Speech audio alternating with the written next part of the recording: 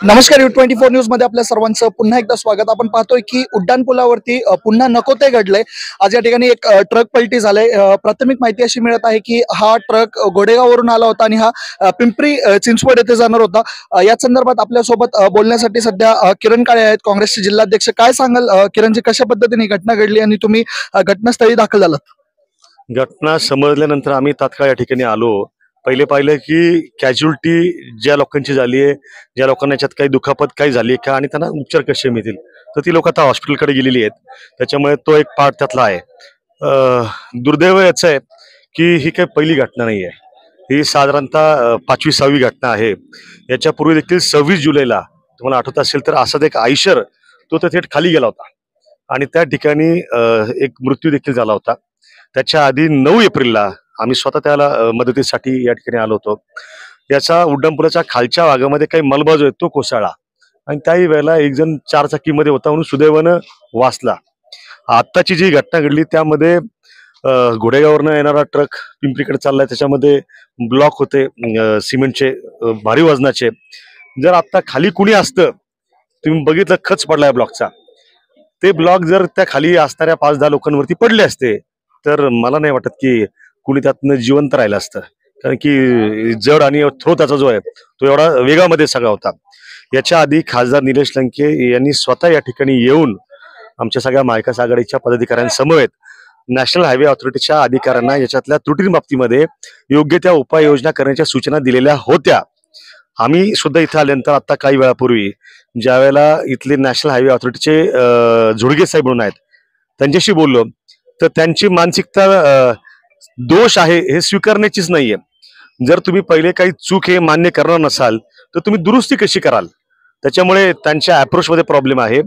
आमची या निमित्तानं मागणी आहे की नॅशनल हायवे ऑथॉरिटीनं हा नगरचा पहिला आणि एकमेव उड्डाणपूल आहे, म्हणजे असे नाही की खूप उड्डाणपूल आहेत, अत्यंत त्याला दावा केला गेला होता की वेगवान कालावधीमध्ये पूर्ण केला गेला। त्याच्यासाठीचं श्रेय अनेकांनी स्वतःची पाठ थुपटून घेतली। जो जे काम करतो त्याला त्याचं श्रेय जनताही देत असते, त्याच्याबद्दल काही दुमत नाही। मात्र आता ज्या घटना घडतायत मृत्यूपर्यंतच्या, त्याचं सुद्धा श्रेय ज्यांनी त्याला श्रेय घेतलं ते आता घ्यायला इथं कधीही आल्याचं आम्हाला आणि नगरकरांना दिसलेलं नाही। निश्चितच आपण या ठिकाणी पाहतोय की जो ड्रायव्हर होता तो सध्या हॉस्पिटलमध्ये हलवण्यात आलाय, त्याला एका प्रायव्हेट हॉस्पिटलमध्ये त्याच्यावरती ट्रीटमेंट सुरू आहे। आपण खाली जर पाहिलं तर एक मोठा मलबा त्या ब्लॉक्सचा खाली पडलेला आपल्याला दिसतोय, तर खाली कोण होतं का त्या घटनास्थळी? सुदैवानं त्या ठिकाणी कोणी नव्हतं। जर असतं तर खालची सुद्धा जी कॅज्युअल्टी आहे ती सुद्धा त्या ठिकाणी दुर्दैवी असती। काय होतं शेवटी लक्षात घ्या की रोड ऍक्सिडेंट्स हा फार सिरियस विषय। शेतकरी आत्महत्या जसा एक या राज्यातला देशातला महत्वाचा कळीचा मुद्दा आहे, तसाच रस्ते अपघातांमध्ये सुद्धा मृत्युमुखी पडणाऱ्यांची आकडेवारी जी आहे राज्य आणि देश स्तरावरची ती सुद्धा फार मोठी आहे। पण ती आकडेवारी शहरामध्ये वाढण्याला जर या उड्डाणपुलाचं टेक्निकल डिझाईन करणारी लोक आणि त्या कामाला अतिजलद गतीनं दोषपूर्णरित्या पूर्ण करण्यासाठी अट्टाहास धरणारी लोक ही जबाबदार असतील तर त्याच्यावरती कारवाई झाली पाहिजे। दुसरी गोष्ट, आपण आता काही दिवसांपूर्वी पाहिली की नगर शहरामध्ये जवळपास 3 नवीन उड्डाणपुलांची घोषणा आधी केली गेली। त्याच्यानंतर 3 उड्डाणपुलांचं त्या ठिकाणी भूमिपूजन केलं। कुणी केलं? तर जिल्ह्याच्या पालकमंत्र्यांनी केलं। कुणाच्या अट्टहासावरून केलं? तर शहराच्या आमदारांच्या अट्टहासावरून केलं।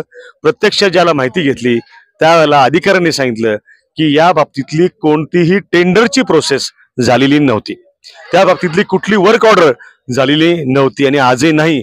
असं असताना सुद्धा अट्टहास करायचा एकच आहे की अशा पद्धतीनं त्या ठिकाणी विकासाचं श्रेय निवडणुकीच्या तोंडावर घ्यायच्या नादामध्ये जर नागरिकांचे प्राण जाणार असतील तर ते चुकीचं आहे। याचा निषेध आम्ही करतो आणि अशा पद्धतीच्या ज्या गोष्टी आहेत त्या थांबल्या पाहिजेत। अन्यथा महाविकास आघाडी म्हणून लोकांच्या जीवाचं रक्षण होण्याच्या दृष्टीनं सगळ्या नागरिकांना बरोबर घेऊन त्या ठिकाणी आम्ही महाविकास आघाडीच्या वतीनं आणि काँग्रेस पक्षाच्या वतीनं कठोर भूमिका नागरिकांच्या हितासाठी घेऊ। निश्चित आपण पाहतोय की या ठिकाणी एक दुर्दैवी घटना घडलेली आहे। कोणतीही जीवितहानी झालेली नसल्याचं सध्या प्राथमिक माहिती आपल्याला मिळत आहे। तसंच आपल्यासोबत आता काँग्रेसचे जिल्हाध्यक्ष किरण काळे होते, त्यांनी या अपघाताचं पूर्ण श्रेय माजी खासदार सुजय विखे यांनी तसेच आमदार संग्राम जगताप यांनी स्वीकारावं असं थेट हल्लाबोल केलेला आहे। अशाच नवनवीन व्हिडिओसाठी आपल्या चॅनलला सबस्क्राईब करा आणि तुम्हाला या उड्डाणपुलावरती जे अपघात कंटिन्युअस होत आहेत याबद्दल तुम्हाला काय वाटतं ते कमेंट बॉक्समध्ये आम्हाला नक्की कळवा।